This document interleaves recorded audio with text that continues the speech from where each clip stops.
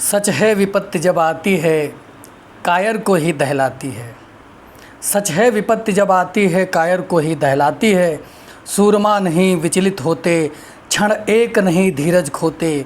विघ्नों को गले लगाते हैं, कांटों में राह बनाते हैं। मुख से न कभी उफ कहते हैं, संकट का चरण न गहते हैं। जो आ पड़ता सब सहते हैं, उद्योग निरत रत रहते हैं। सूलों का मूल नसाने को बस बढ़ खुद विपत्ति पर छाने को। है कौन विघ्न ऐसा जग में, टिक सके वीर नर के मग में। खमठोंक ठेरता है जब नर, पर्वत के जाते पांव उखड़। मानव जब जोर लगाता है, पत्थर पानी बन जाता है। मानव जब जोर लगाता है, पत्थर पानी बन जाता है। तो ये दोस्तों पंक्तियाँ आप सबकी ज़ुबान पर होंगी, आप सबकी स्मृतियों में होंगी, है ना, कि सच है विपत्ति जब आती है कायर को ही दहलाती है। भारत और पाक का जो अभी हमले हो रहे थे सीमाओं पर, इस तरीके से हमारे वीर जवानों ने, है ना, कि खम ठोंक ठेलता है जब नर, पर्वत के जाते पाँव कर। इस तरीके से हम लोगों ने उनको, यानी हमारे सैनिकों ने पूरी वीरता के साथ उनके हर एक हमले का जवाब दिया है। और उसके लिए हम भारतीय जवानों को हमेशा जय हिंद कहते हैं। तो हम आज पढ़ेंगे दिनकर की रचनाओं को, जो आपके पाठ्यक्रम में लगी हुई हैं। तो ये कविता का एक दोस्तों खंड था। तो हम पढ़ते हैं कि कौन कौन से उनके काव्य ग्रंथ हैं या उनका कौन कौन काव्य संग्रह हैं, वो हम सब पढ़ेंगे।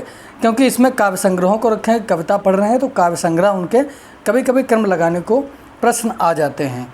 तो रामधारी सिंह दिनकर का जन्म 1908 में हुआ, 1974 में इनकी मृत्यु हो गई।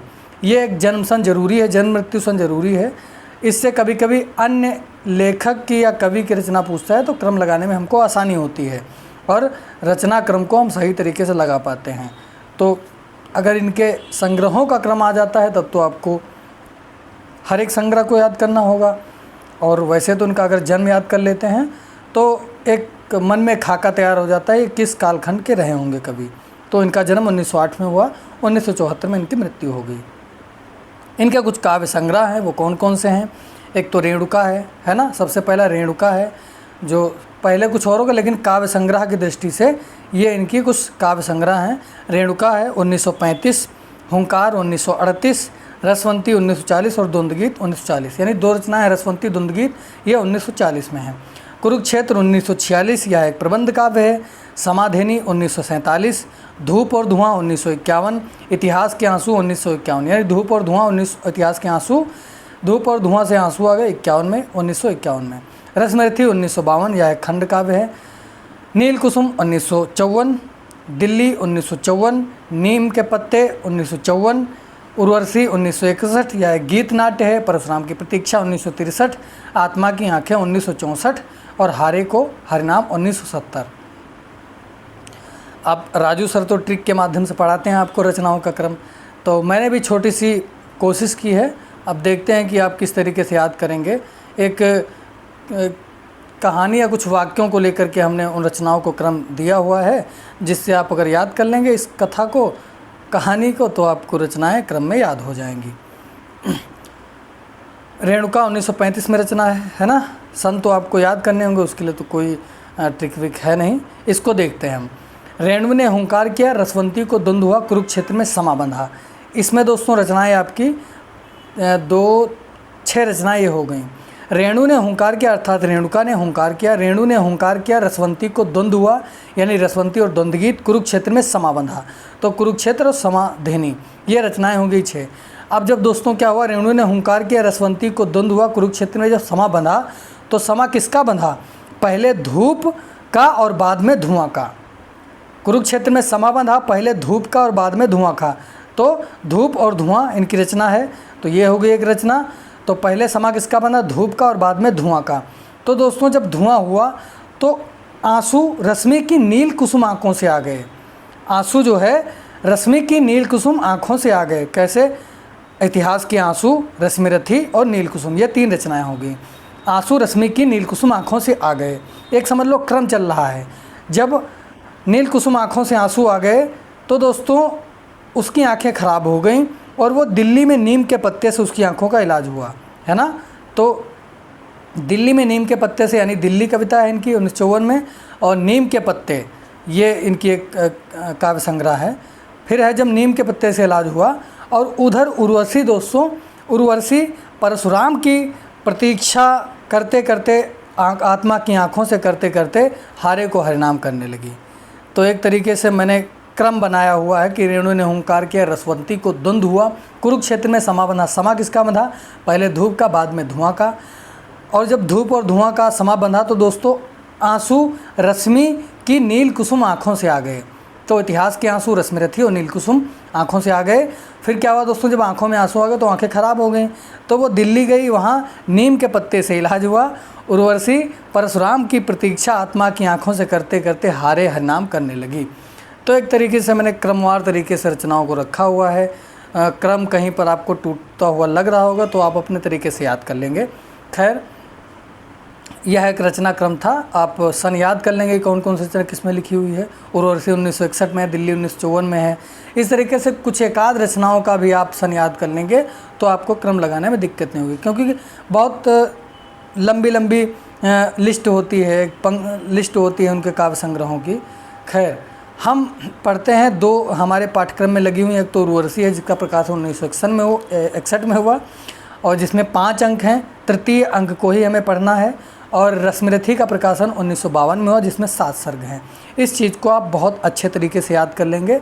उर्वशी दोस्तों 5 अंक हैं जिसमें तृतीय अंक हमको पढ़ना है, और रश्मिरथी का प्रकाशन 1952 में जिसमें 7 सर्ग हैं। तो रश्मिरथी 7 सर्ग हैं और उर्वशी में 5 अंक हैं।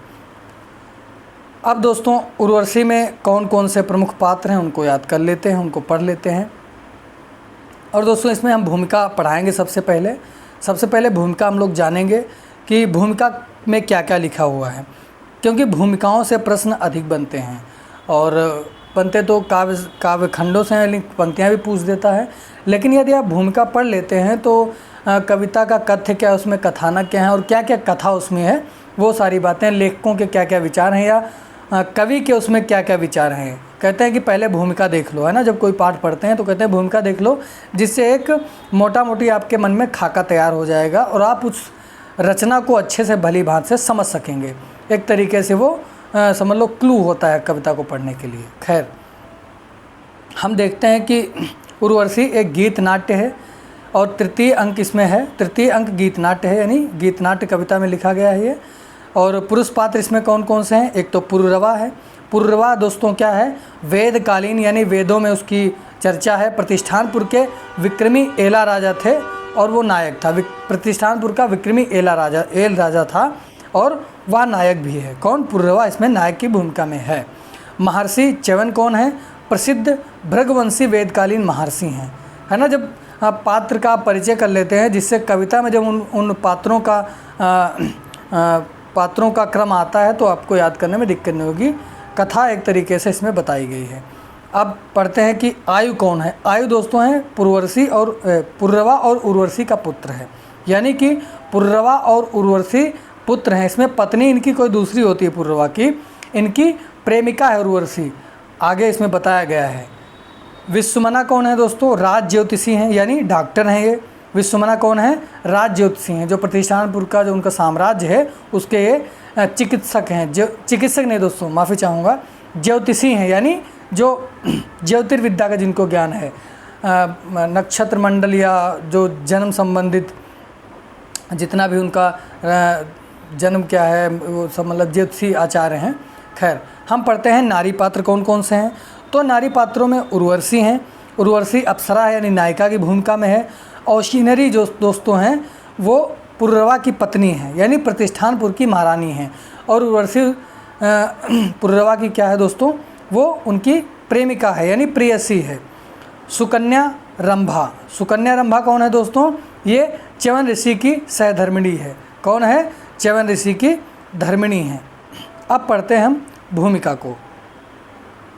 भूमिका बहुत लंबी है दोस्तों, तो हमको धैर्य के साथ पढ़ना होगा, हर एक बिंदु को समझते हुए चलना होगा, है ना। तो जिससे क्या है, बहुत सारी चीज़ें स्पष्ट और सरल हो जाएंगी आपके लिए। तो हम पढ़ते हैं भूमिका में क्या है दोस्तों। पुरुरवा और उर्वशी की कथा कई रूपों में मिलती है। पुर्रवा और उर्वशी की मतलब जो कथा है वो कई रूपों में मिलती है, व्याख्या भी कई प्रकार से की गई है। ये बिल्कुल आपको कोई भ्रम करने की ज़रूरत नहीं है। जो मूल पाठ होता है कविता का या जो किताब का है, वहाँ से इसको मैंने लिखा हुआ है, नोट किया हुआ है। तो आप बिल्कुल निसंकोच होकर बिना कोई भ्रम पाले हुए भूमिका को बहुत ही आराम से, बहुत ही धैर्य के साथ हम लोग पढ़ेंगे। बिल्कुल आपको कोई चिंता करने की ज़रूरत नहीं है कि कहाँ से सर लेकर आ गए हैं, और कोई दिक्कत की बात नहीं है। बिल्कुल मूल पाठ से जो मूलभूत किताबें हैं उनसे मैंने इसको लिखा हुआ है। तो अब देखते हैं। राजा पुर्रवा सोमवंश के आदि पुरुष हुए हैं। राजा पुर्रवा दोस्तों क्या कहते हैं, सोमवंश के आदि पुरुष हुए हैं। उनकी राजधानी प्रयाग राज के पास प्रतिष्ठानपुर जो थी वो उनकी राजधानी थी। पुराणों में कहा गया है कि जब मनु और श्रद्धा को संतान की इच्छा हुई तो उन्होंने वशिष्ठ ऋषि से यज्ञ करवाया, है ना। तो पुरु और श्रद्धा और मनु हैं। पुराणों में कहा गया है जब श्रद्धा और मनु को संतान की इच्छा हुई तो उन्होंने वशिष्ठ ऋषि से यज्ञ करवाया। आप बिल्कुल भ्रम नहीं पालेंगे, क्योंकि दोस्तों इसका जिक्र जयशंकर प्रसाद भी करते हैं। जब हम उनके काव्य संग्रह को पढ़ते हैं, कौन सा काव्य संग्रह है दोस्तों, वो काव्य संग्रह है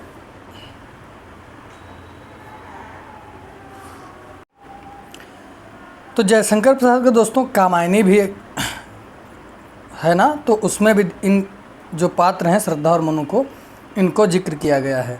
तो आप बिल्कुल इस बात का ध्यान रखेंगे कि कहाँ से कौन सा पात्र आ रहा है, इसको ध्यान में रखेंगे। तो श्रद्धा की मनोकामना थी कि वे कन्या की माता बने। मनु चाहते थे कि उन्हें पुत्र प्राप्त हो, किंतु इस यज्ञ से कन्या ही उत्पन्न हुई। यज्ञ में दोस्तों उनको पुत्र की इच्छा थी, लेकिन हुआ क्या दोस्तों, कन्या ही उत्पन्न हुई। पीछे मनु की निराशा से द्रवित होकर वशिष्ठ ने उसे पुत्र बना दिया। और वशिष्ठ दोस्तों जानते हैं आप, ऋषि मुनि कितने तपस्वी होते थे, बात में श्राप दे देते थे, है ना। और जैसा वो कह देते वैसा हो जाता था, क्योंकि उनमें अंदर तपोबल था एक। खैर, मनु के इस पुत्र का नाम सुदुम्न पड़ा। मनु का दोस्तों इस पुत्र का नाम क्या था, सुदुम्न पड़ा। युवा होने पर सुदुम्न एक बार आखेट करते हुए यानी शिकार करते हुए किसी अभिशप्त वन में जा निकला, जो बहुत घना जंगल था।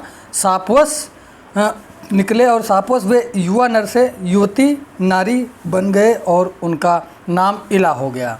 क्या नाम हो गया दोस्तों, जो युवा था दोस्तों सुदुम्न, एक बार आखेट यानी शिकार करते हुए किसी अभिशप्त वन में जा निकले और सापवश यानी उनको साप मिला।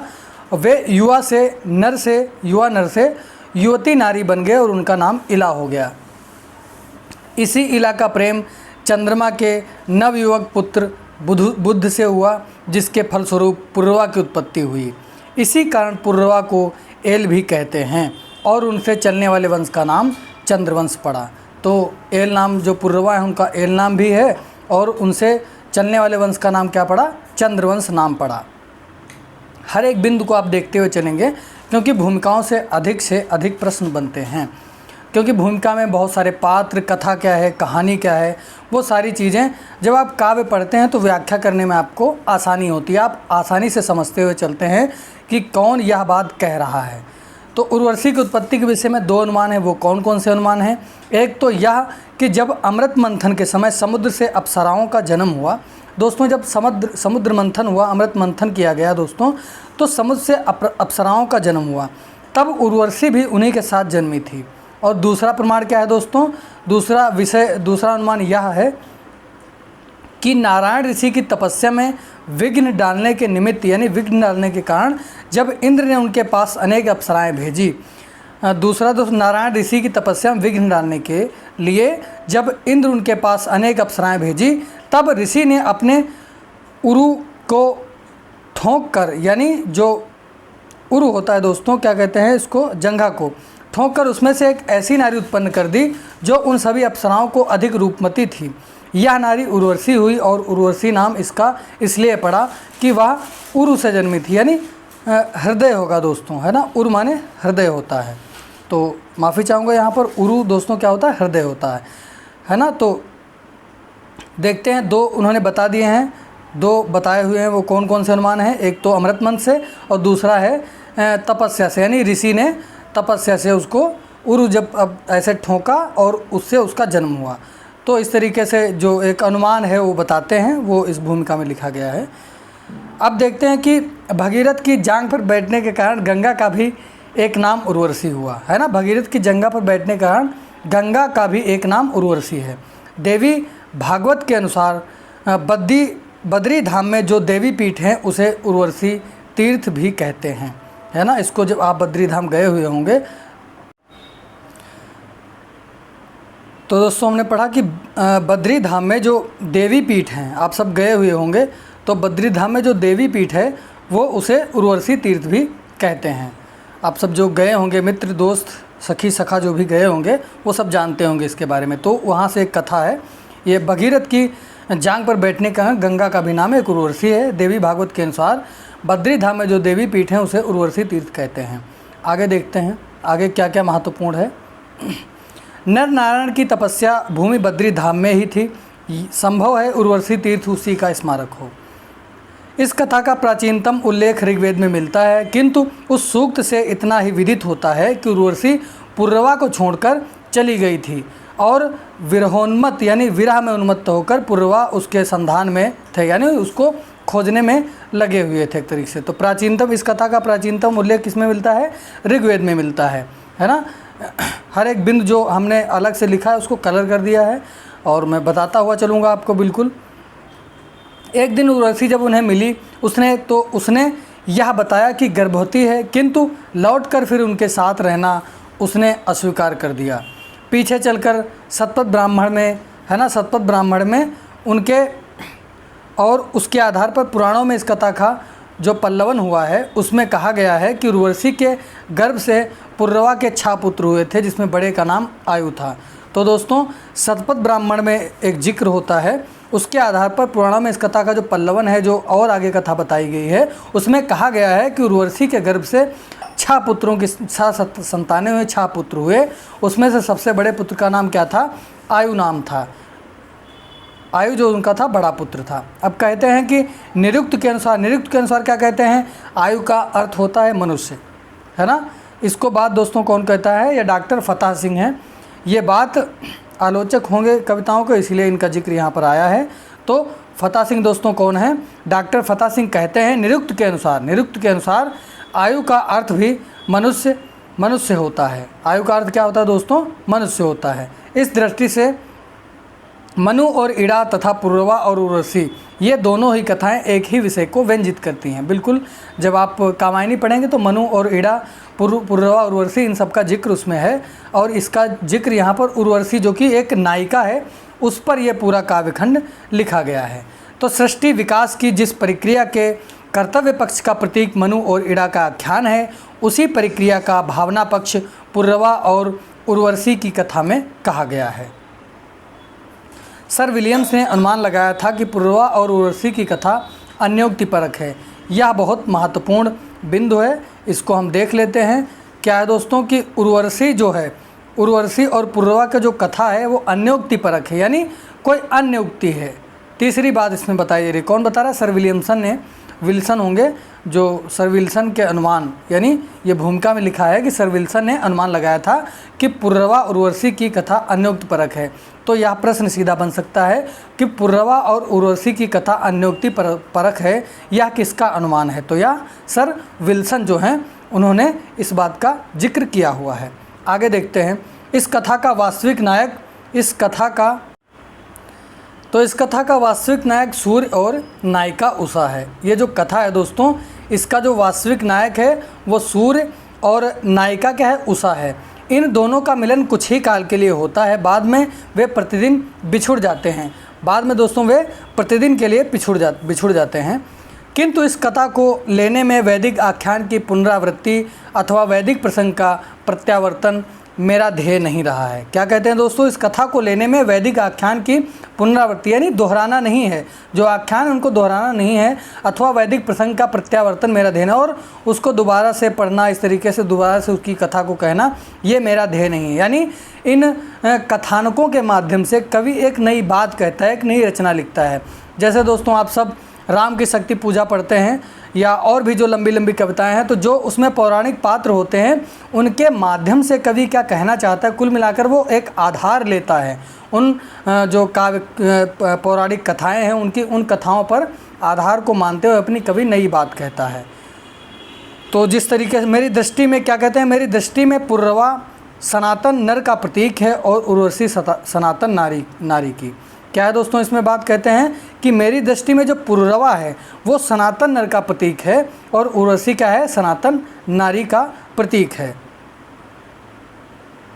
उर्वशी शब्द का कोशगत अर्थ होता है उत्कट अथवा कामना, उत्कट अभिलाषा यानी कामना, उत्कट यानी अभिलाषा, अपरिमित वासना, इच्छा, अभिलाषा अथवा कामना।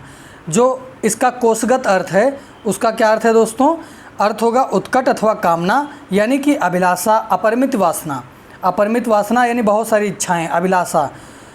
और पुररवा शब्द का अर्थ होता है व्यक्ति जो नाना प्रकार का रव करे, नाना धुरियों से आक्रांत हो। तो दोनों के शब्द यहाँ पर अर्थ दिए हुए हैं, यह महत्वपूर्ण है इसको जानना कि इसका अर्थ क्या होता है। उर्वशी मतलब होता है कि अभिलाषा, इच्छा, कामना है ना, जो आपके मन की बहुत ढेर सारी इच्छाएं होती हैं उसको उर्वशी का अर्थ बताया गया। और पुररवा का क्या अर्थ है, व्यक्ति जो नाना प्रकार का रव करे अर्थात नाना ध्वनियों से आक्रांत हो। बहुत धैर्यता के साथ हमको पढ़ना होगा, है ना, हर एक बिंदु को जानना बहुत ज़रूरी है भूमिका में, इसलिए इस भूमिका को पढ़ रहे हैं हम। उर्वशी चक्षु, रसना, घ्राण, त्वक तथा स्रोत की कामनाओं का प्रतीक है। उर्वशी किसका प्रतीक है, चक्षु मतलब आँखें, रसना माने जुबान, घ्राण और त्वक यानी त्वचा, और त्वक लिखा है, त्वक तथा स्रोत की कामनाओं का प्रतीक है। ये कुछ प्रतीक दिए हुए हैं उनको देख लेंगे हम। क्या है दोस्तों, चक्षु, रसना, घ्राण, त्वक तथा स्रोत की कामनाओं का प्रतीक है।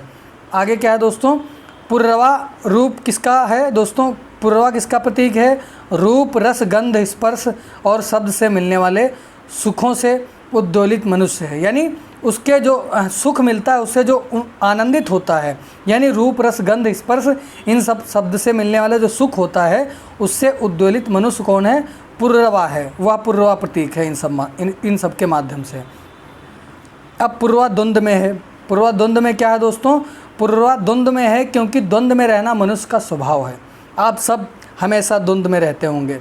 द्वंद्व यानी कि जीवन होता है जब हर एक पहलू में कहते हैं ये करें कि ये करें, एक स्थिति में कुछ और होते हैं और दूसरी स्थिति में हम कुछ और हो जाते हैं।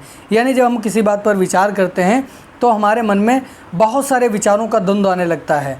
तो द्वंद्व मतलब दो चीज़ों में बंध जाना, यानी इधर उधर, यानी इधर जाएं कि उधर रहें, इस तरीके से। यानी मनुष्य की यह स्वभाव होता है, इसमें कोई वो बात नहीं है, क्योंकि मनुष्य का धर्म होता है दोनों पक्षों को देखना, दोनों तरफ देखना। द्वंद्व यानी यह करें कि यह करें, इस तरीके से मन में कई सारे भ्रम आ जाते हैं। तो इस तरीके से मनुष्य में हमेशा द्वंद्व चला करते हैं। उसी प्रकार पुररवा भी द्वंद्व में है, क्योंकि द्वंद्व में रहना दोस्तों मनुष्य का क्या है दोस्तों, स्वभाव है मनुष्य का। मनुष्य सुख की कामना भी करता है और उससे आगे भी निकलने का प्रयास करता है, यानी वह सुख की कामना करता है और उससे निकलने का भी प्रयास करता है। तो दोस्तों जीवन के हर एक चरण होते हैं और हर एक चरण में मनुष्य क्या होता है और क्या हो जाता है। एक तरीके से हम बचपन में कुछ और थे, खेलने कूदने के बहुत आदी थे, और अब वो समय है कि हम लोग खेलने को नहीं मिलता है, जिम्मेदारियां बढ़ रही हैं।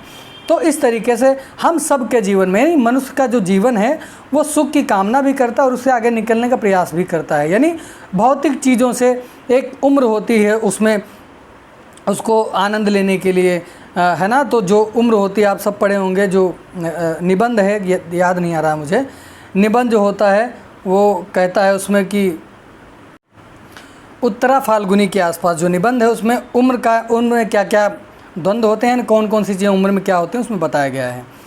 तो एक महत्वपूर्ण बिंदु यहाँ पर है, कोटेशन इसको देखते हैं। नारी नर को छूकर तृप्त नहीं होती, नर नारी के आलिंगन में संतोष मानता है। इसमें बहुत महत्वपूर्ण बिंदु है ये। नर नारी को छूकर तृप्त नहीं होती, यानी नारी जो है, नारी नर को छूकर तृप्त नहीं होती, ना नर नारी के आलिंगन में संतोष मानता है। यह एक महत्वपूर्ण तथ्य है, इसको देख लेंगे हम। आगे देखते हैं। कोई शक्ति, ऐसे बहुत सारे तथ्य होते हैं जो भूमिका से लिए जाते हैं और सीधा प्रश्न आपसे बन जाता है, तो इस तथ्य को भी ध्यान रखेंगे। यानी नारी नर को छूकर तृप्त नहीं होती, ना नर नारी के आलिंगन में संतोष मानता है। कोई शक्ति है जो नारी को नर तथा नर को नारी से अलग रहने नहीं देती है। जब वे मिल जाते हैं तब भी उनके भीतर किसी ऐसी तृषा का संचार करती हैं जिसकी तृप्ति शरीर के धरातल पर अनुपलब्ध है। नारी के भीतर एक और नारी है जो अगोचर और इंद्रियातीत होती है। यानी अगोचर माने नारी के भीतर एक और नारी होती है दोस्तों जो अगोचर है, यानी जो दिखती नहीं हमको, इंद्रियातीत है, जो इंद्रियों के परे है। यानी उसके मन में क्या है, वो सारी चीज़ें कल्पनाओं से परे हो जाती हैं, इंद्रियातीत हो जाती हैं। इस नारी का संधान पुरुष तब पाता है जब शरीर की धरा उछालते उछालते उसे मन के समुद्र में फेंक देती है, जब दैहिक चेतना से परे उसे वह प्रेम की दुर्गम समाधि में पहुंचकर निस्पंदित हो जाता है। तो दोस्तों यहाँ पर बात ये कहने का प्रयास कर रहे हैं कि जब भौतिक जीवन से ऊपर उठकर जब नर और नारी यानी जब स्त्री और पुरुष आध्यात्मिक जीवन में प्रवेश कर पाते हैं, है ना। जब आप गोदान पढ़ते हैं तो दोस्तों गोदान में जो धनिया और होरी हैं उन सब की किस तरीके से जो क्या बोलते हैं कि जब भौतिक जीवन जिए हैं और जो धीरे धीरे उनमें जो गहराई आती है जीवन में, जीवन जीते जीते गहरा मन में गहरा मंथन तभी हो पाता है जब उम्र का एक पड़ाव हो जाता है। तो इसमें कहते हैं जब दैहिक चेतना से परे उसे वह प्रेम की दुर्गम समाधि में पहुंचकर निष्पन्द हो जाता है। एक दोस्तों आध्यात्मिक जीवन होता है, जब हम भौतिक जीवन के बाद आध्यात्मिक जीवन में प्रवेश करते हैं तब ये सारी बातें, एक सच्चा प्रेम समझ लो उत्पन्न होता है एक तरीके से। अब आगे बताते हैं कि और पुरुष के भीतर भी एक पुरुष है जो स्त्री के धरातल पर नहीं रहता, जिससे मिलने की आकुलता में नारी अंग संज्ञा के पार पहुंचना चाहती है ना। तो नारी अंग संज्ञा के पार मतलब जो भौतिक सुख सुविधा है उसके इतर भी जाना चाहती है नारी। इस तरीके से परिरंभ पास में बंधे हुए प्रेमी परस्पर एक दूसरे का अतिक्रमण करके एक ऐसे लोक में पहुंचना चाहते हैं जो किरणोज्ज्वल और वायवीय है। कहने का मतलब दोस्तों ये है कि परिरंभ पास में बंधे हुए प्रेमी यानी भौतिक जीवन जीते हुए जब दैहिक जीवन से ऊपर उठकर परस्पर एक दूसरे का अतिक्रमण करके, यानी जब इस दैहिक चेतना से ऊपर उठकर जो मानसिक चेतना है एक ऐसे लोक में पहुंचाना चाहते हैं जो किरणोज्ज्वल है, यानी किरणों से उज्ज्वल है, और वायवीय है, यानी जो बहुत ही प्रकाशमय है। इंद्रियों के मार्ग से अतीन्द्रिय धरातल का स्पर्श, यही प्रेम की आध्यात्मिक महिमा है। बहुत महत्वपूर्ण यहाँ पर बिंदु है ये।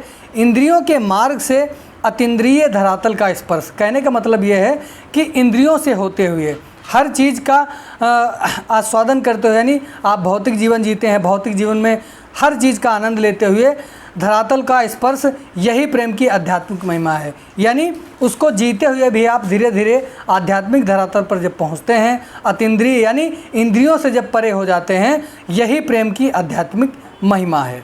देश और काल की सीमा से बाहर निकलने का एक मार्ग योग है। क्या है दोस्तों? देश और काल की सीमा से बाहर निकलने का एक मार्ग क्या है दोस्तों? योग है। किंतु उसकी दूसरी राह नर नारी प्रेम के भीतर से भी निकलती है। मनुष्य का यह अनुमान अत्यंत प्राचीन है। मनुष्य का यह अनुमान अत्यंत प्राचीन है, यानी जिस इसमें बताया गया कि देश काल की सीमा से बाहर निकलने का एक मार्ग योग है, यानी योग भी एक मार्ग है जो इस सांसारिक जीवन से मुक्ति दिलाता है। किंतु उसकी दूसरी राह यह भी है, क्या है? नर और नारी प्रेम के भीतर से भी निकलती है। दूसरी क्या है दोस्तों राह? नर नारी के प्रेम से, यानी आप सांसारिक जीवन जीते हुए भी आप आध्यात्मिक जीवन जी सकते हैं। इसमें ज़रूरी नहीं कि आपको साधु संतई करनी है, आपको संत बनना है, तो उसके लिए ज़रूरी नहीं कि आप साधु वेश में ही आएँ, आप लंबा तिलक लगाएं और बहुत सारे हैं। तो आप अपना सत्यकर्म करिए और सत्य कर्म को करते हुए आप भौतिक जीवन में भी आध्यात्मिक जीवन का आनंद ले सकते हैं। इसमें यह कहने का प्रयास किया गया है। आगे देखते हैं, तंत्र साधना के मूल में ऐसा कोई न कोई विश्वास रहा होगा, यानी तंत्र साधना के मूल में अर्थात जड़ में ऐसा कोई न कोई विश्वास रहा होगा जो सहज मार्गियों के मन में ऐसी कोई न कोई भावना काम करती होगी। अभिनव मनोविज्ञान के भीतर भी ऐसा कोई न कोई प्रेरणा क्रियाशील है। काम सुख की इन्हीं निराकार झंकृतियों का आख्यान मनोविज्ञान उदात्तीकरण की भाषा में करता है। यानी जो काम सुख है, काम सुख की इन्हीं निराकार झंकृतियों का आख्यान जो है मनोविज्ञान उदात्तीकरण की भाषा में करता है। यानी जो काम सुख है वो निराकार झंकृतियों के आख्यान से, है ना, जो योग साधना है उसके माध्यम से उदात्तीकरण की भाषा में करता है मनोविज्ञान। यानी जो मनोविज्ञानों का मानना है आख्यान मनोविज्ञान उदात्तीकरण की, उदात्ती मतलब उच्चतर, उदात्तीकरण की भाषा में करता है। प्रेम की एक उदात्तीकृत स्थिति, यानी जो उच्च स्तर होता है वह भी जो समाधि से मिलती जुलती है, जिसके व्यक्तित्व का देवोपम विकास हुआ है, जिसके स्नायविक तार चेतना और सजीव हैं तथा जिसका मन स्वभाव से ही ऊर्ध्वगामी और उड्डयनशील है, उसे काम के स्पर्श मात्र से इस समाधि का बोध होता है। यानी आप कुल मिलाकर इन सांसारिक जीवन को जीते हुए भी आप आध्यात्मिक जीवन को प्राप्त कर सकते हैं। अब यहाँ पर एक श्लोक लिखा हो, वो है तत्पाणि स्पर्श सौख्यम परम अनुभवति सच्चिदानंद रूपम तत्रासीत वाण भिन्ना रमणा रतिपतेः योग निद्राम गतेव। यह एक श्लोक है, इसको आप देख लेंगे अच्छे से। पूछ सकता है आपसे, मान लो पूछ ले कि इस श्लोक का कहाँ से लिया गया है, तो यहाँ दोस्तों जो उर्वशी की भूमिका है वहाँ पर ये लिखा गया है। इसका अर्थ क्या है दोस्तों वो ऊपर बता दिया गया है। आगे देखते हैं, मनुष्य के इस द्वंद्व का साकार रूप से उठकर निराकार तक जाने की आकुलता अथवा इंद्रियता से निकलकर अतीन्द्रिय जगत में आँख खोलने की इस उमंग का प्रतीक क्या है? पुर्रवा है। यानी जगत में जो आँख खोलने की इस उमंग का प्रतीक है वो है पुर्रवा।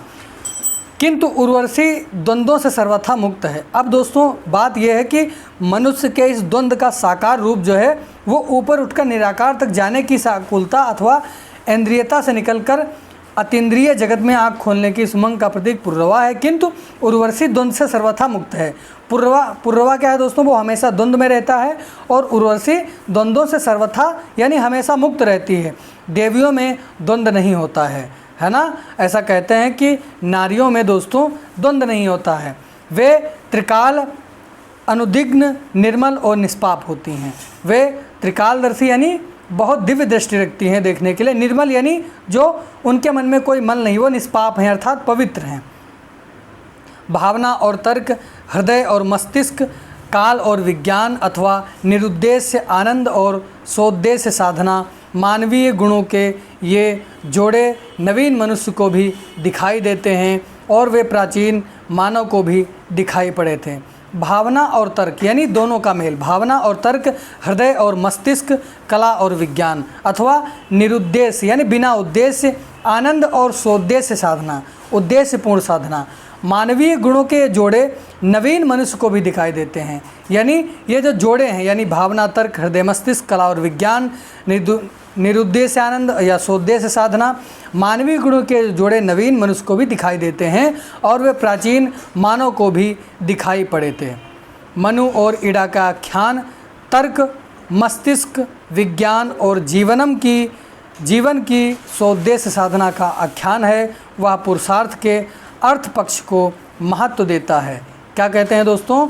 मनुष्य और ईड़ा का जो आख्यान है वह दोस्तों हमें क्या बताता है? जब हम पढ़ते हैं कवि की जो रचनाओं को तो उसमें ढेर सारी बातें निकल कर के आती हैं। वह तर्क भी करता है यानी मस्तिष्क, विज्ञान और जीवन की जो सोद्देश्य साधना है वह उसका आख्यान है। वह पुरुषार्थ के अर्थ पक्ष को महत्व देता है।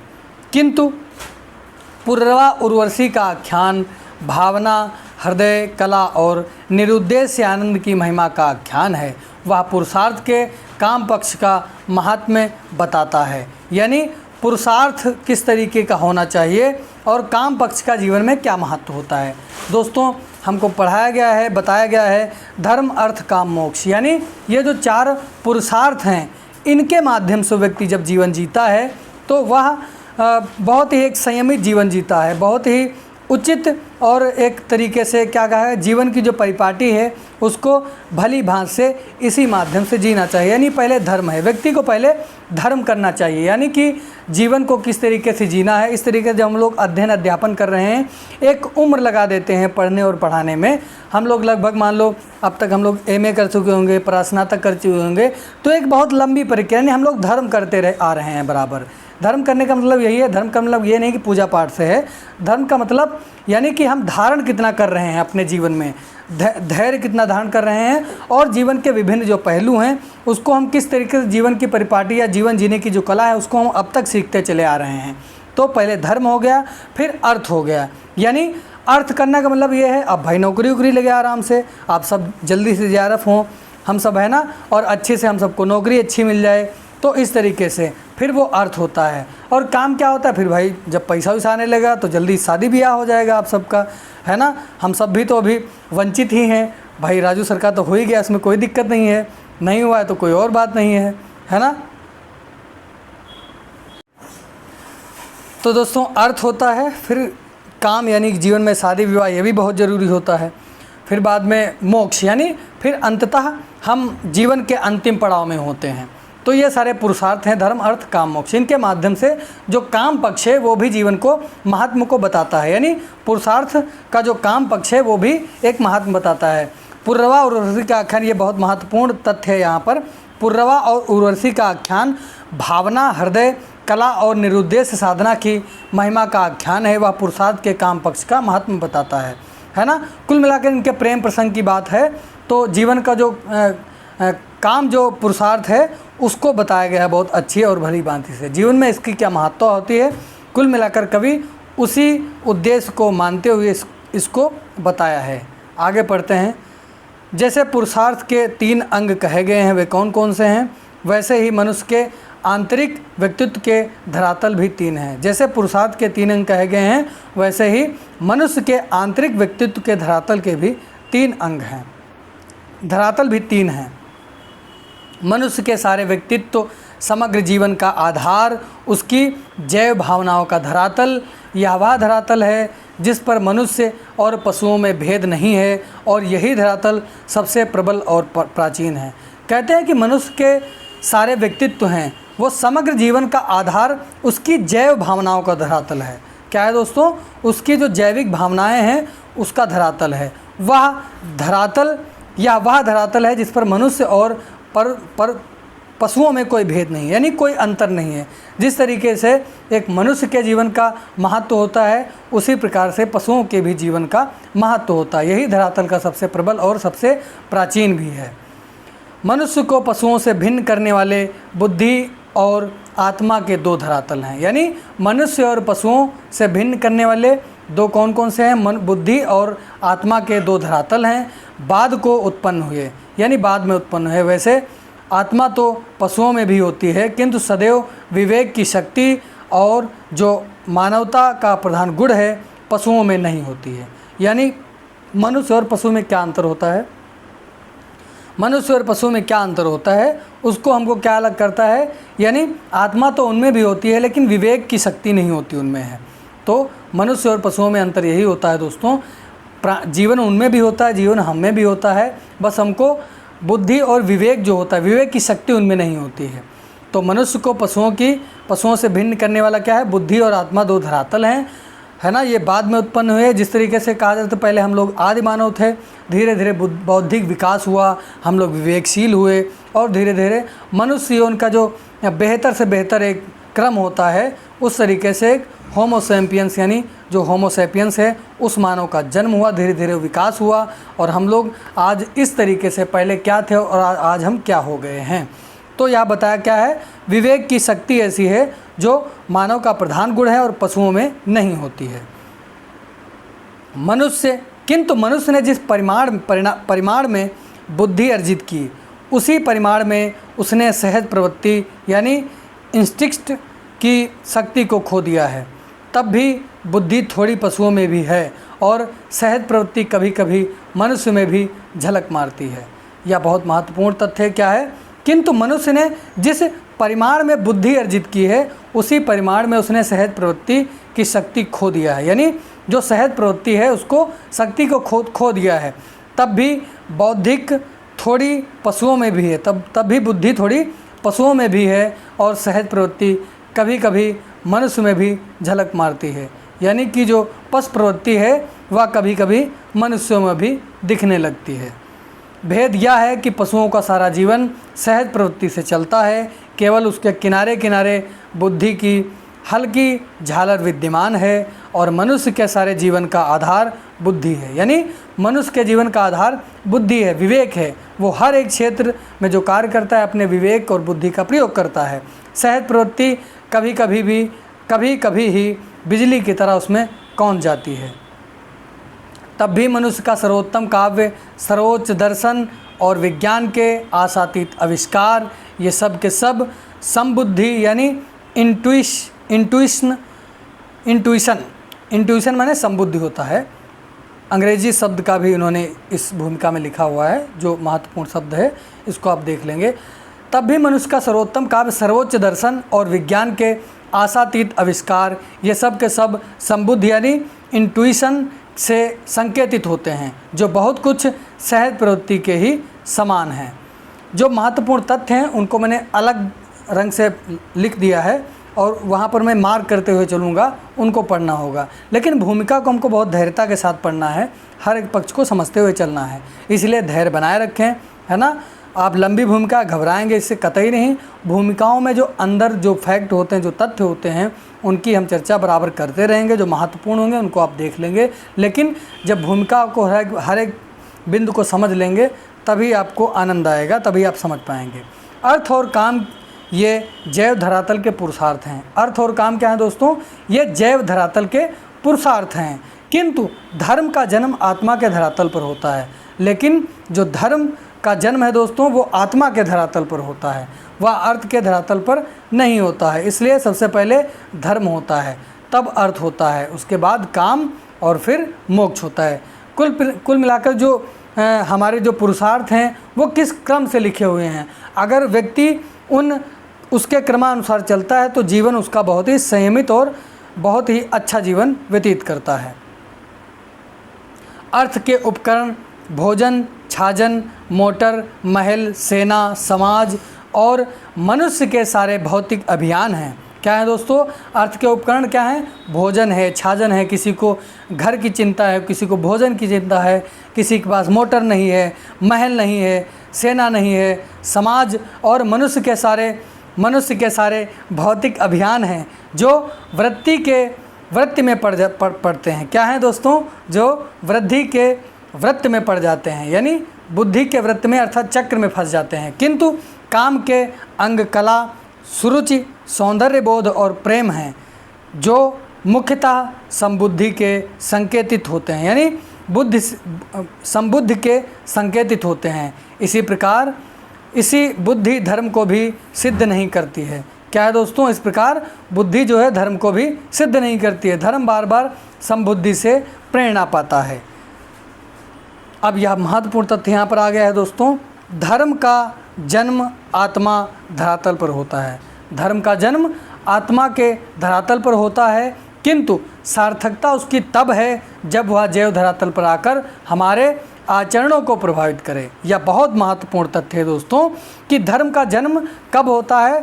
धर्म का जन्म दोस्तों आत्मा के धरातल पर होता है, यानी जो मनुष्य की आत्मा है, जो विवेक है, उसके धरातल पर जन्म होता है धर्म का। किंतु सार्थकता कब है दोस्तों? सार्थकता उसकी तब होती है जब वह जैव धरातल पर आकर हमारे आचरणों को प्रभावित करते हैं, यानी हमें जो सदाचार देता है, सदाचरण देता है। यह बहुत महत्वपूर्ण तथ्य है, इसको आप देख लेंगे अच्छे से। आगे देखते हैं कि काल, सुरुचि, सौंदर्य बोध और प्रेम, इनका जन्म जैव धरातल पर होता है। इसका जन्म दोस्तों कहाँ होता है? जैव धरातल पर। काल, सुरुचि यानी रुचि के अनुसार, सौंदर्य बोध जो हमारे अंदर सौंदर्य बोध है, देखने की जो सौंदर्यशीलता है, और प्रेम, इनका जन्म जैव धरातल पर ही होता है। किंतु सार्थकता उनकी तब सिद्ध होती है जब वे ऊपर उठकर आत्मा के धरातल को स्पर्श करते हैं। अर्थात इनकी जो सिद्धि होती है, सार्थकता जो होती है, जब वे आत्मा से ऊपर उठकर, यानी आत्मा के उच्च स्तर तक पहुंच करके हमारे जीवन को बेहतर बनाते हैं, तभी उसकी सार्थकता होती है। आप मान लो बहुत अच्छे व्यक्ति हों और आप में बहुत सारी चीज़ें हों, मतलब आप सद्गुणों से व्यक्त हों, सद्गुण आप में हों, और आप अचानक से आप में क्रोध आ जाए, गुस्सा करने लगे या किसी को गाली दे दें क्रोध में आकर के, तो ये मनुष्य का गुण द्वंद्व में रहता है। इस तरीके से मनुष्य में यह अक्सर पाया जाता है। लेकिन हमको दिखावा नहीं करना है किसी चीज़ को, हमको सदाचरण करना है हमेशा। यानी कि क्या बात करते हैं कि जब सार्थकता उसकी तभी है जब हम इसको जीवन में यानी अपनी आत्मा में धारण करते हैं। आगे कहते हैं कि साहित्य के 9 मूल भावों से रति, क्रोध, भय और घृणा, ये मूल भाव भैंस में भी होते हैं। कहते हैं कि साहित्य के जो 9 मूल भाव हैं, 9 मूल भाव दोस्तों क्या हैं? एक तो रति है, क्रोध है, भय और घृणा। ये दोस्तों क्या है दोस्तों? ये 9 मूल भाव हैं। कौन कौन से? रति, क्रोध, भय और घृणा। ये मूल भाव भैंस में भी होते हैं, किंतु पशुओं में जो भाव अनघड़ और कुरूप है, मनुष्य में आकर वे अनेक रंगों रूपों में बदलकर निस्सीम हो जाते हैं, क्योंकि मनुष्य में बुद्धि और कल्पना की शक्ति है जो पशुओं में नहीं होती है। यानी ये सारे कहाँ पर हमको प्रेम दिखाना है, कहाँ पर क्रोध करना है, कहाँ पर भय और कहाँ पर हमको किस तरीके से जो गुण हैं इनको कहाँ पर किस तरीके से हमको जीवन में उतारना है, ये सब भी बहुत ज़रूरी हैं। रामचंद्र शुक्ल इसको जिक्र करते हैं। जब आप पढ़ेंगे निबंध को उनके, तो बताते हैं कि जो रति है, क्रोध है, भय है, इन सब का भी जीवन में बहुत महत्वपूर्ण योग है। यानी मनुष्य है तो हर प्रकार के उसमें मानवीय गुण होने चाहिए, मानवीय गुण होते ही हैं, लेकिन इनको कहाँ पर किस तरीके से मनुष्य बुद्धि और कल्पना की शक्ति पर इनको कैसे प्रयोग करता है, जो पशुओं में बुद्धि नहीं होती है ना। तो पशुओं में जो प्रेरणा ऋतु धर्म से एकाकार है, मनुष्यों में वह ऋतु धर्म का बंधन नहीं मानती, ना वह प्रजा सृष्टि की सीमा पर समाप्त होती है। काम शक्ति पशु जगत में आवश्यकता और उपयोग की सीमा में है। काम शक्ति पशु जगत में आवश्यकता और उपयोग की सीमा में है। मनुष्य में आकर वह ऐसे आनंद का कारण बन गई है जो निष्प्रयोजन, निस्सीम यानी जिसकी सीमा नहीं है, और निरुद्देश्य जिसका कोई उद्देश्य नहीं है। वह नित्य नए नए पुलकों की रचना करती है, नई नई कल्पनाओं को जन्म देती है और मनुष्य को नित्य नवीन स्फुरणों से अनुप्राणित रखती है। यह सच है कि काम के क्षेत्र में पशुओं को जो स्वाधीनता प्राप्त है वह मनुष्यों को नहीं है, किंतु कामजन्य स्फुरणों, प्रेरणाओं और सुखों का जो अनंत व्यापी प्रसार मनुष्य में है वह कल्पनाहीन जंतुओं में नहीं होता। कहते हैं लेकिन जो कामजन्य स्फुरण है यानी प्रेरणाओं और सुखों का जो अनंत व्यापी प्रसार मनुष्य में है वह कल्पनाहीन जंतुओं में नहीं होता है। और मनुष्यों में भी जो पशुता से जितनी दूर हैं वे काम के सूक्ष्म सुखों का स्वाद उतना ही अधिक जानते हैं। कामजन्य प्रेरणाओं की व्याप्तियाँ सभ्यता और संस्कृति के भीतर बहुत दूर तक पहुँची हैं। कामजन्य प्रेरणाओं की व्याप्तियाँ जो हैं सभ्यता और संस्कृति के भीतर बहुत दूर तक पहुँची हैं। यदि कोई युवक किसी युवती को प्रशंसा की आंखों से देख ले तो दूसरे ही दिन उस युवती के हाव भाव बदलने लगते हैं। उसे पोशाक और प्रसाधन में नवीनता की आवश्यकता अनुभूत होने लगती है। एक तरीके से जो इसमें बताया गया है, आप सब परिचित होंगे भाई, आप सब क्लास करने जाते होंगे, आप सब देखते होंगे। तो ये जो युवा जीवन होता है, जब युवावस्था होती है दोस्तों, यदि कोई युवक किसी युवती को प्रशंसा की आंखों से देख लेता है तो दूसरे ही दिन उस युवती के हाव भाव बदलने लगते हैं। इसका उल्टा भी होता है ना, इसका उल्टा भी होता है। ऐसा ना समझें कि सिर्फ यानी स्त्रियां ही ऐसा करती हैं, युवतियां ही ऐसा करती हैं, ऐसा युवक भी करते हैं, है ना। तो ऐसा हम लोग भी ऐसा कभी कभी करते हैं कि भाई स्मार्ट दिखे, थोड़ा अच्छा सा बाल वाल एकदम कंघी करके, है ना, एकदम स्मार्ट बन करके निकलते हैं। जब इस तरीके का प्रसंग कोई आता है जीवन में तो दूसरे ही दिन इस युवती के हाव भाव बदलने लगते हैं, उसे पोशाक और प्रसाधन में नवीनता की आवश्यकता अनुभूत होने लगती है। बिल्कुल आपके मन की बात कर रहे हैं, है ना, क्योंकि मानवीय जीवन है, मनुष्य जीवन है, तो उसमें हर पक्ष होता है उसको यहाँ पर रखते हैं। उसके बोलने और चलने के और देखने में एक नई भंगिमा उत्पन्न हो जाती है। जब इस तरीके के जीवन में हम प्रवेश करते हैं तो बहुत सारा जीवन में बदलाव होने लगता है, बहुत एकदम झंझावात जीवन होता है। तो उसके बोलने चलने और देखने में एक नई भंगिमा उत्पन्न हो जाती है। और इसी प्रकार जब कोई नारी प्रशंसा भरी दृष्टि से किसी पुरुष को देख लेती है, तब अनगढ़ से अनगढ़ पुरुष के भीतर भी कोई कल्पक जाग उठता है और कविता सुगबुगाने लगती है। सौंदर्य की कोई तृषा जागकर उसे आईने के पास ले जाती है। जिस तरीके से एक मतलब योग युवती को देखकर कहता है, उसी प्रकार एक मतलब उसके उलट भी होता है, वो बताया गया इसमें है। काम की जो निराकार झंकृतियाँ हैं वे ही उदात्तीकरण के सूक्ष्म सोपान हैं। कहते हैं काम की जो निराकार झंकृतियाँ हैं वे ही उदात्तीकरण के सूक्ष्म सोपान हैं, यानी कि इन सबका जीवन में भी बहुत ही महत्वपूर्ण योगदान रहता है कि हम सब जीवन के प्रत्येक रंग को जीते हुए, आप निरंतर जीवन के हर एक चरण को जीते हुए चलते हैं। यानी कभी सुख है, कभी दुख है, कभी आनंद है, कभी खुशी है, कभी गम है। इस तरीके का जीवन में ये जीवन के चरण हैं, जीवन के कुछ सूक्ष्म सोपान हैं। तो चाहे स्पर्श के द्वार सुंदरता का जो परिचय प्राप्त करती हैं वह अघरा और अपूर्ण होता है। यानी वह अघरा और अपूर्ण होता है, पूर्ण नहीं होता है। पूर्णता पर वह तब पहुंचता है जब हम सौंदर्य के निधि ध्यासन और समाधि में होते हैं।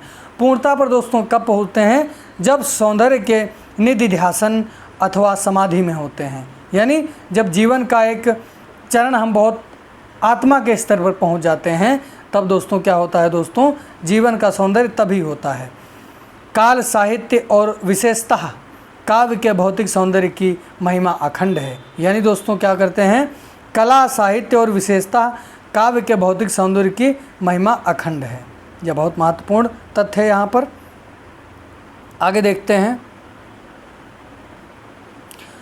फिर भी श्रेष्ठ कविता बार बार भौतिक से परे भौतिकोत्तर सौंदर्य का संकेत देती है, फिजिकल को लांघकर मेटाफिजिकल हो जाती है। ये बहुत महत्वपूर्ण तथ्य है दोस्तों। फिर भी जो श्रेष्ठ कविता है वह बराबर भौतिक से परे भौतिकोत्तर सौंदर्य का संकेत देती है, फिजिकल को लांघकर मेटाफिजिकल हो जाती है। यानी कि जो सांसारिक यानी शारीरिक से होकर मानसिक स्तर पर ले जाती है हमको कविता, वह कविता होती है एक तरीके से। यहाँ पर ये बात कही गई है। प्रेम में भी भूत से ऊपर उठकर भूतोत्तर होने की शक्ति होती है।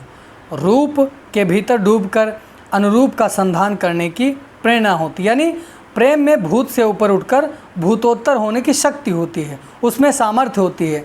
यानी प्रेम में भी एक शक्ति होती है, रूप के भीतर भी डूबकर अरूप का संधान करने की प्रेरणा होती है। कहने का मतलब यह है दोस्तों, जीवन का जो भौतिक जीवन होता है उसमें रहकर भी उसको पार होने के लिए, उसमें डूबकर भी हम संधान करने की हमें प्रेरणा होती है।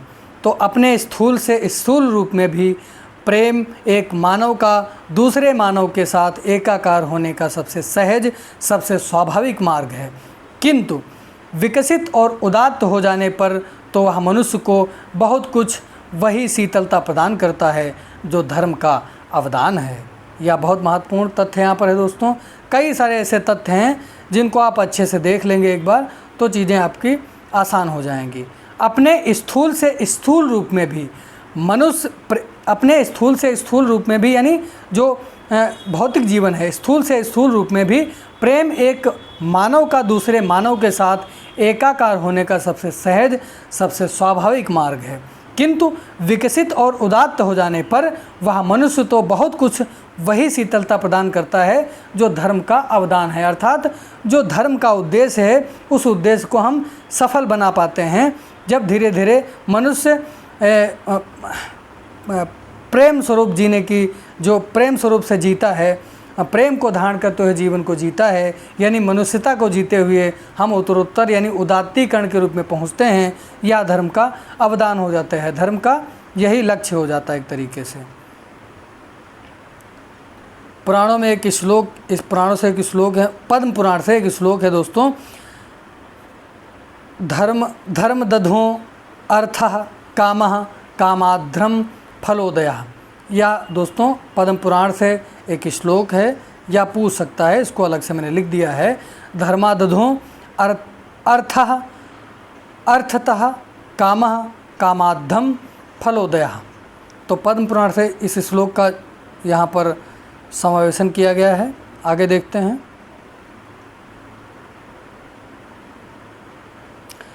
धर्म से अर्थ और अर्थ से काम की प्राप्ति होती है, किंतु काम से फिर हमें धर्म के ही फल प्राप्त होते हैं।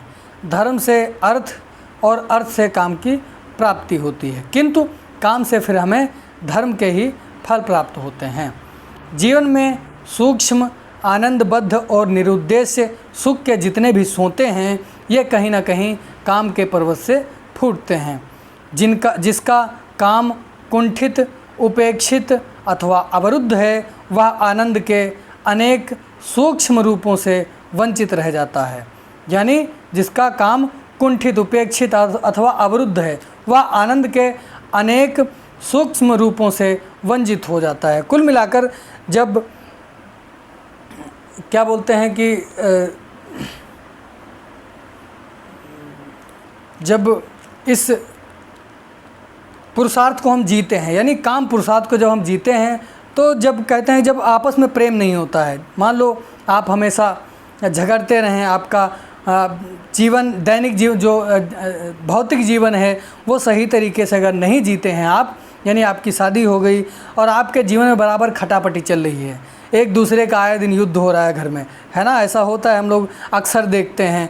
आजकल तो जो पुरुषों से स्त्रियों का प्रेम है वो किस तरीके से उनमें कुंठाएँ हैं, उपेक्षित हैं, अवरुद्ध हो जाते हैं, तो आनंद के अनेक जो सूक्ष्म रूप हैं उससे वंचित रह जाते हैं, है ना। तो इस तरीके से भौतिक जीवन को, यानी जो हमारा वैवाहिक जीवन होता है, उसको भी हम बहुत प्रेम से, सहजता के साथ उसको जीते हैं, तभी हम सूक्ष्म रूपों को आनंद ले पाते हैं। हीन केवल वही नहीं है जिसने धर्म और काम को छोड़कर केवल अर्थ को पकड़ा है। यानी हीन केवल वही नहीं है जिसने धर्म और काम को छोड़कर केवल अर्थ को पकड़ा है, अर्थात जिनका उद्देश्य केवल पैसा कमाना है, ना तो उनको धर्म से मतलब है, ना तो उनके जीवन के सुखों का आनंद लेने से मतलब है। वो बराबर पैसा पैसा लाओ, पैसा लाओ, पैसा, बराबर पैसा पे पैसा, पैसा पैसा छापने के वो आदी हो गए हैं। कुल मिलाकर मशीनीकरण हो गए, मशीन हो गए हैं, हमेशा उनको पैसा सूझता रहता है। उनको जीवन में धर्म क्या है, यानी धर्म करना क्या है, उनको कोई दुनिया से उनसे मतलब नहीं होता है, सिर्फ उनका उद्देश्य पैसा कमाना है। तो कहते हैं हीन केवल वही नहीं है जिसने धर्म और काम को छोड़कर केवल अर्थ को पकड़ा है। न्यायतः, यानी न्याय संगत बात क्या कही गई है, उत्कंठा, काठ, तो उत्साधक को भी कहना चाहिए जो धर्म सिद्धि के प्रयास में अर्थ और काम दोनों से युद्ध कर रहा है। तो दोस्तों जो पुरुषार्थ हैं उन सब का हम अगर साथ में लेकर, यानी उन पुरुषार्थों को यदि हम बराबर क्रमवार तरीके से जीते हैं, तभी जीवन का आप आनंद ले पाते हैं। आप बराबर अर्थ को पकड़े रहेंगे, धर्म और काम को ध्यान नहीं देंगे, तब भी आपको दिक्कतें होंगी, उत्कंठा होगी। तो न्यायता बात क्या कहेगी, उत्कंठा काट तो उस साधक को भी कहना चाहिए जो धर्म सिद्धि के प्रयास में अर्थ और काम दोनों से युद्ध कर रहा है, यानी दोनों तरीके से। कोई बराबर धर्म में ही लगा हुआ है, उनको काम और अर्थ से मतलब ही नहीं है। इस तरीके से हर एक पहलू महत्वपूर्ण है आपके जीवन के लिए। तो यहाँ पर क्या है लिखा, धर्म अर्थ कामम सममेव सेव्यम, यह एक सेवी स नरो जघन्यः। यह एक श्लोक बहुत महत्वपूर्ण दिया है, जिसका ऊपर हमने व्याख्या बता दी है। धर्म अर्थ कामम सममेव सेव्यम, यह एक सेवी सह नरो जघन्यः, यानी कि कोई एक चीज़ आप पकड़ लेंगे उससे आपका उन्नति नहीं होगी, उससे आप दोस्तों कुंठा में हमेशा फंसे रहेंगे। आगे क्या है, पुर्रवा और उर्वशी का प्रेम मात्र शरीर के धरातल पर नहीं रुकता।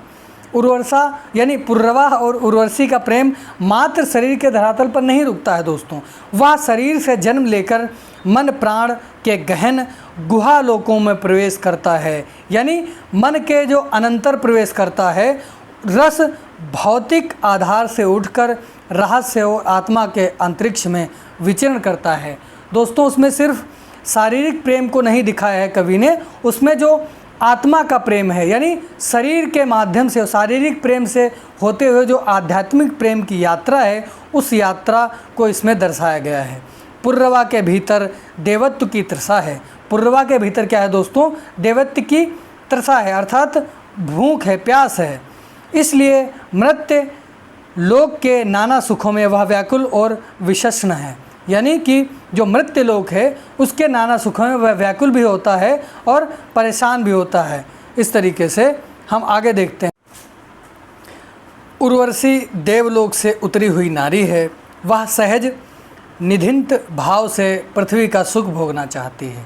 उर्वशी दोस्तों कहते हैं कि देवलोक से उतरी हुई नारी है, वह सहज निधिन्त भाव से पृथ्वी का सुख भोगना चाहती है, अर्थात वह भी जो पृथ्वी का जीवन है, जिसमें जो पुरुष जीता है जीवन को, उसी प्रकार वह भी जीना चाहता है। कहते हैं कि बड़े भाग मानुष तन पावा, सुर दुर्लभ सब ग्रंथ निगावा, यानी जो मनुष्य जीवन है उसको जीने के लिए देवता भी आतुर हो रहे हैं, देवता भी लालायित होते हैं। तभी बाबा तुलसीदास लिखते हैं कि बड़े भाग मानुष तन पावा, सुर दुर्लभ सब ग्रंथ निगावा, यानी ग्रंथों में इसकी बहुत ज़्यादा चर्चा की गई है।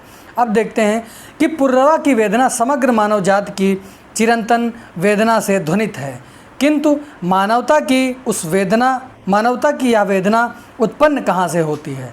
मानव मन का यह दुस्साध्य संघर्ष आता है कहाँ से?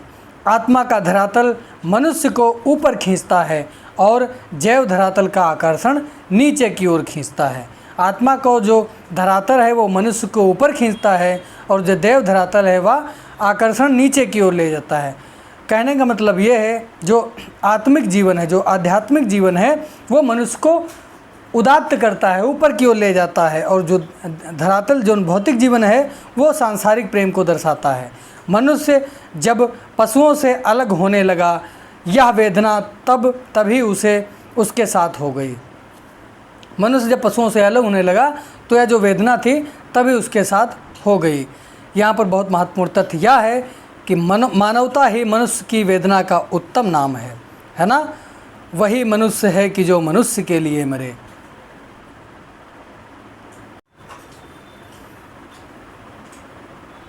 तो एक कवि हैं, वो लिखते हैं कि यही पशु प्रवृत्ति है कि आप ही चरें, वही मनुष्य है कि जो मनुष्य के लिए मरे। तो मानवता ही मनुष्य की वेदना का उत्तम नाम है। मनुष्य ने देवताओं की जो कल्पना कर रखी है उसके गज से अपने आप को नापने में वह असमर्थ है। यह बहुत महत्वपूर्ण बिंदु है दोस्तों, इसको आप याद कर लेंगे। आगे देखते हैं और क्या महत्वपूर्ण है इसमें। यदि मनुष्य अपनी गर्दन तानकर मस्तक से नक्षत्रों को छूने का प्रयास करें तो उसके पांव जमीन से उखड़ जाते हैं और वह वायु में निस्सहाय उड़ने वाला पत्ता बन जाता है। यानी यदि मनुष्य अपनी गर्दन को तानकर मस्तक से नक्षत्रों को छूने का प्रयास करे तो उसके पांव जमीन से उखड़ जाते हैं और वह वायु में निस्सहाय उड़ने वाला पत्ता बन जाता है। कुल मिलाकर कहने का मतलब यह है, जब वो अहंकार इत्यादि जो करता है वो ज़मीन पर जिसके पाँव नहीं पड़ते हैं। इस तरीके से जब अहंकार में आप फूल जाते हैं तो कहते हैं बहुत आसमान में उड़ने लगे हो, तो उस तरह के वो बात यहाँ पर कहते हैं। और यदि वह पाँव जमा कर धरती पर खड़ा रहे तो अपने मस्तक से वह नक्षत्र तो क्या सामान्य वृक्षों के मौल को भी नहीं छू सकता है। मनुष्य की कल्पना का देवता वह है जो जल में उतरने पर भी जल से नहीं भीगता, जिसकी गर्दन समुद्र की ऊंची से ऊंची लहरों से भी हाथ भर ऊंची दिखाई देती है। किंतु मनुष्य का भाग्य ऐसा नहीं है। मनुष्य का भाग्य ऐसा नहीं है। वह तरंगों से लड़ते लड़ते भी उनसे भीग जाता है और बहुधा लहरें उसे बहाकर अवघट घाट में फेंक देती हैं, भंवर का जाल बनकर उसे नीचे पाताल में गाड़ देती हैं। तब भी संघर्ष करना मनुष्य का स्वभाव है। वह जल के समान सूर्य के किरणों पर चढ़कर आकाश पहुंचता है और बादलों के साथ पृथ्वी पर लौट आता है और सूर्य की किरणें एक बार फिर उसे आकाश पर ले जाती हैं। स्वर्ग और पृथ्वी के बीच घटित इस निरंतर आवागमन से मनुष्य का निस्तार कभी होगा या नहीं, इसका विश्वसनीय ज्ञान नए मनुष्य को छोड़कर चला गया है। इसलिए मैं इस विषय में मौन हूँ कि पुर्रवा जब संन्यास लेकर चले गए तब उनका क्या हुआ। यानी पुर्रवा जब संन्यास लेते हैं उसके बाद कभी मौन हो जाता है, उसके बाद पता नहीं कि वो कहाँ क्या होता है, उसके बाद की चर्चा इसमें नहीं करी गई है। वह इस भूमिका में लिखते हैं, एक और देवत्व की ऊंची ऊंची कल्पनाएं, दूसरी ओर उफनाते हुए रक्त की अप्रतिहत पुकार और पग पग पर घेरने वाली ठोस वास्तविकता की अभेद्य चट्टानें जो हुक्म नहीं मानती, जो पिघलना नहीं जानती। एक तरफ देवत्व की ऊंची ऊंची कल्पनाएं और दूसरी ओर उफनाते हुए रक्त की अप्रतिहत पुकार, पग पग पर घेरने वाली ठोस वास्तविकता की अभेद्य चट्टानें जो हुक्म नहीं मानती, जो पिघलना नहीं जानती हैं। आदमी हवा और पत्थर के दो छोरों के बीच झटके खाता है और झटका खाकर कभी इस ओर और कभी उस ओर मुड़ जाता है ना। तो ये जीवन संघर्ष है, जीवन संघर्षमय है, तो इधर उधर थपेड़े लगते रहते हैं हम सबको हैं। यानी कि जो झंझावात जीवन के हैं उन सब से हम सबको गुजरना होता है। यानी मनुष्य जीवन उसमें थपेड़े खाता रहता है, उसको झटके लगते रहते हैं, कभी प्रेम कभी सन्यास, और सन्यास प्रेम को बर्दाश्त नहीं कर सकता है। क्या कहते हैं दोस्तों, कभी प्रेम कभी सन्यास, और सन्यास जो होता है वो प्रेम को बर्दाश्त नहीं कर सकता है, न प्रेम सन्यास को, क्योंकि प्रेम प्रकृति और परमेश्वर सन्यास है। प्रेम प्रकृति है और परमेश्वर सन्यास है। बहुत महत्वपूर्ण ये बात यहाँ पर बताई गई है। क्या कहते हैं दोस्तों कि जो कभी प्रेम कभी सन्यास, ये सब साथ साथ में नहीं चल सकते हैं ना। तो कभी प्रेम कभी सन्यास, और सन्यास प्रेम को बर्दाश्त नहीं कर सकता, ना प्रेम सन्यास को, क्योंकि प्रेम प्रकृति है और परमेश्वर सन्यास है। और मनुष्य को सिखलाया गया है कि एक ही व्यक्ति परमेश्वर और प्रकृति दोनों को प्राप्त नहीं कर सकता दोस्तों। यानी कि दोनों को हम एक साथ नहीं साध सकते हैं, ये दोनों अलग हैं। एक तो प्रकृति है और एक यानी परमेश्वर है, तो दोनों को अलग अलग साधने का प्रयास होता है। यानी जब आप प्रेम करते हुए धीरे धीरे अध्यात्म यानी संन्यास को ग्रहण करते हैं। उर्वशी पूछती है कि क्या ईश्वर और प्रकृति दो हैं। उर्वशी पूछती है कि क्या ईश्वर और प्रकृति दो हैं। क्या ईश्वर प्रकृति का प्रतिबल है, उसका प्रतियोगी है? क्या दोनों एक साथ नहीं चल सकते? क्या प्रकृति ईश्वर का शत्रु बनकर उत्पन्न हुई है, अथवा क्या ईश्वर प्रकृति से रुष्ट है? ये बहुत सारे प्रश्न हैं। इसमें जो उर्वशी है वो पूछती है कि क्या दोनों का समावेशन यानी साथ में नहीं चल सकते हैं? क्या दोनों एक साथ नहीं चल सकते? क्या प्रकृति ईश्वर का सत्व बनकर उत्पन्न हुई है, अथवा क्या ईश्वर ही प्रकृति से रुष्ट है, या फिर प्रकृति ही ईश्वर से रुष्ट है? तो प्रकृति और परमेश्वर की एकता की एक अनुभूति, संन्यास और प्रेम के बीच संतुलन की एक झांकी महर्षि च्यवन के चरित्र में झलक मारती है। इसमें क्या है दोस्तों, ये दोनों बिंदु जो हैं, यानी कि प्रकृति और परमेश्वर की एकता की जो एक अनुभूति है, वह संन्यास और प्रेम के बीच जो संतुलन की एक झांकी है, वो महर्षि च्यवन के चरित्र में झलक मारती है। यानी उनके चरित्र में इसकी झलक आपको दिखेगी। जो नदी पुर्रवा के भीतर बेचैन होकर गरज रही है, वही च्यवन में आकर स्वच्छ, सुस्थिर, शीतल और मौन है। यानी जो पुर्रवा के भीतर बेचैनी है ना, जो जीवन के झंझावात हैं, वही च्यवन में आकर स्वच्छ, सुस्थिर, शीतल और मौन हो जाते हैं।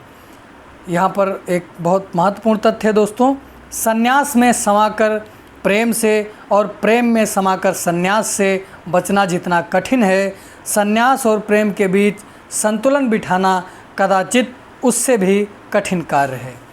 बहुत महत्वपूर्ण तथ्य यहाँ पर लिखा है दोस्तों। क्या कहते हैं दोस्तों कि संन्यास में समाकर प्रेम से और प्रेम में समाकर संन्यास से बचना जितना कठिन है, संन्यास और प्रेम के बीच संतुलन बैठाना यानी संन्यास और प्रेम को एक साथ साधना यानी संतुलन बनाना कदाचित उससे भी कठिन कार्य है।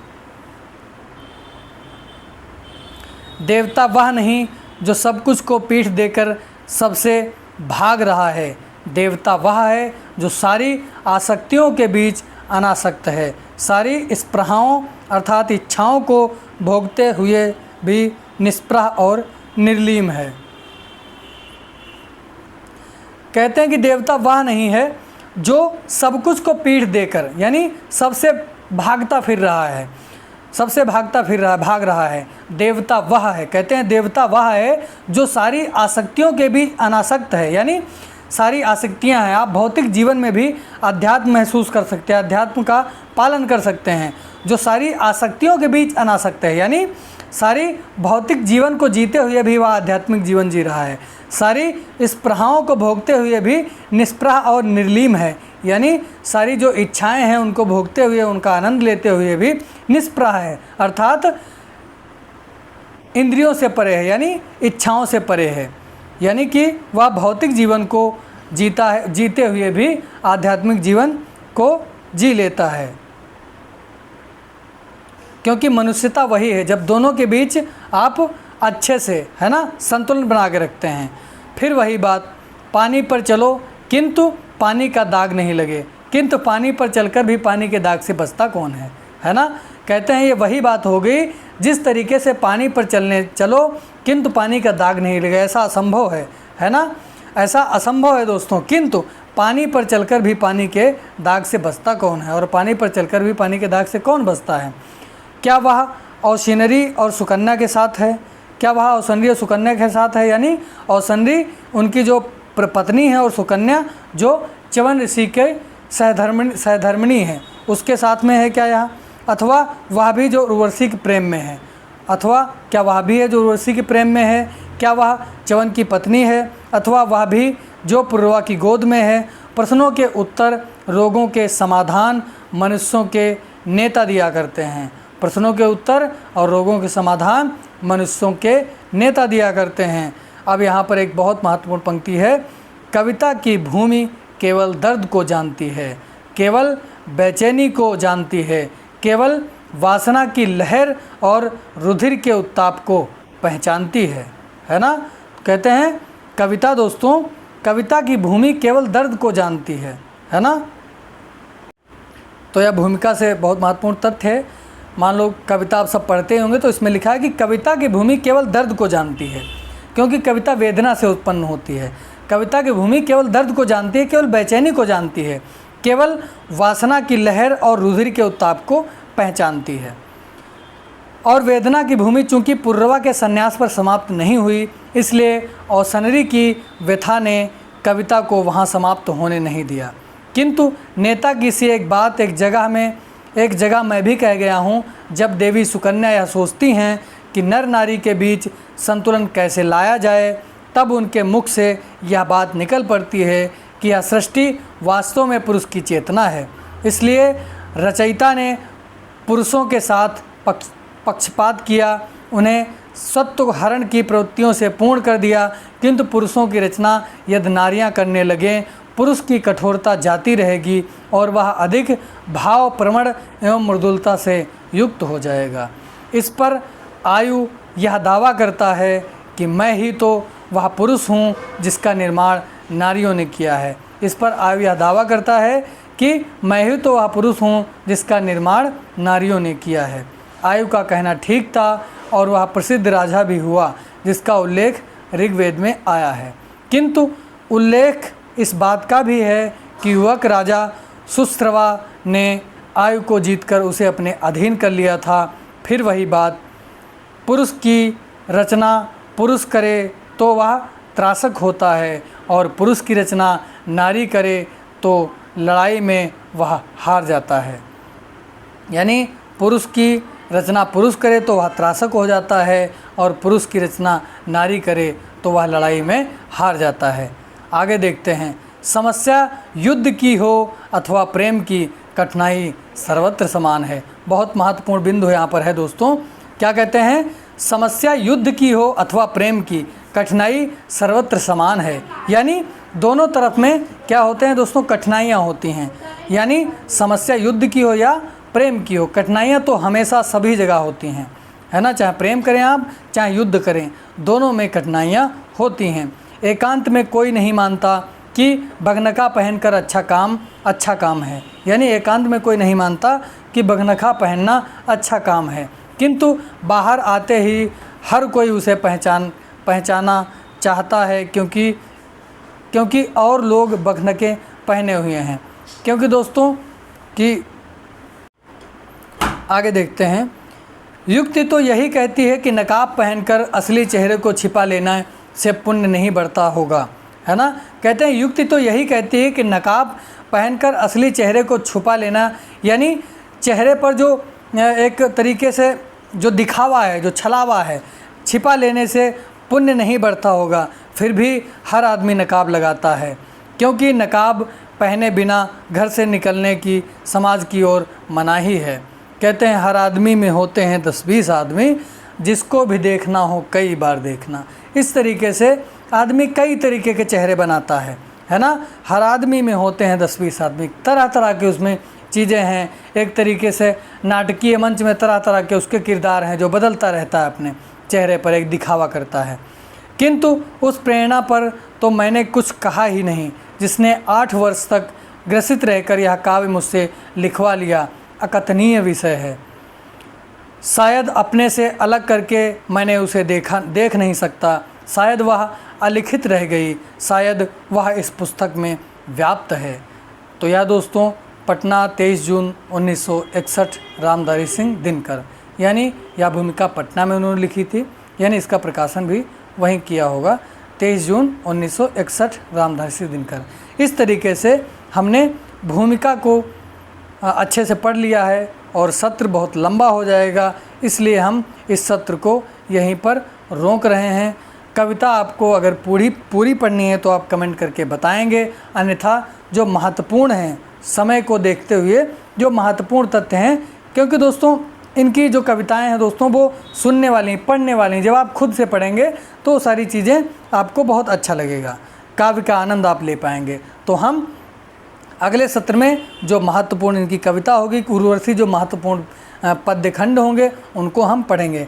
तब तक के लिए धन्यवाद, और आप लाइक शेयर कमेंट करें और अपने दोस्तों तक शेयर करिए वीडियो, ताकि वो भूमिका को अच्छे से पढ़ सकें। बहुत ही अच्छे प्रयासों से यह भूमिका और क्लास आपको पढ़ाई जा रही है। हाँ, तो एक ज़रूरी बात यह भी है कि यदि आप इन सारे नोट्सों को प्राप्त करना चाहते हैं, जो 8 यूनिट यानी राजू सर जिसका जिक्र करते हैं, यदि आप नोट्स आप पाना चाहते हैं, प्राप्त करना चाहते हैं, तो राजू सर का ये नंबर है, उस नंबर को आप नोट कर लेंगे। तो क्या है 97 21 56 58 75। क्या है दोस्तों 97 21 56 58 और 75। इस नंबर पे आप मैसेज करेंगे, व्हाट्सएप मैसेज है, आपको नोट्स उपलब्ध हो जाएंगे। तो तब तक के लिए धन्यवाद, और आप कमेंट करके बताएंगे कविता को आपको पूरी पढ़नी है या कुछ जो महत्वपूर्ण अंश हैं उनकी चर्चा की जाएगी आपसे। जय हिंद, जय भारत।